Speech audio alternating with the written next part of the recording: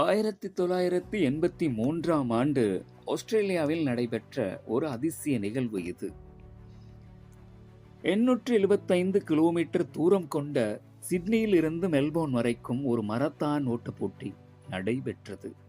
இதில் உலகின் சிறந்த ஓட்ட வீரர்கள் அனைவரும் கலந்து கொண்டனர். இந்த போட்டியில் பங்கேற்க ஒரு சாதாரண விவசாயியும் வந்திருந்தார். அவர் மற்ற வீரர்களைப் போல் இல்லாமல் சாதாரண உடையோடும் சாதாரண காலணியோடும் நின்று கொண்டிருந்தார். அவரை பார்த்த பலர் இவரால் இந்த போட்டியை முடிக்க முடியுமா என்று ஏளனம் பண்ணி சிரித்தனர். அமைதியாக நின்று கொண்டிருந்தார் அந்த விவசாயி. இவருக்கு ஒரு வித்தியாசமான அனுபவம் இருந்தது. அவர் தனது பண்ணையில் ஆடுகளை வைத்தார்.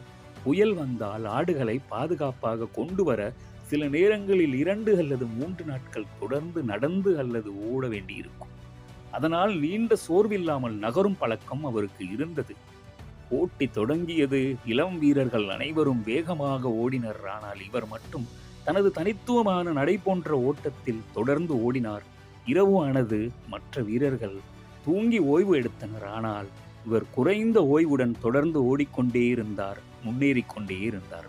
இறுதியில் 5 நாட்கள் 15 மணி நேரம் 4 நிமிடங்களில் கிளிப் யங் என்ற விவசாயி வெற்றி இலக்கை அடைந்து போட்டியில் வெற்றி பெற்றார்.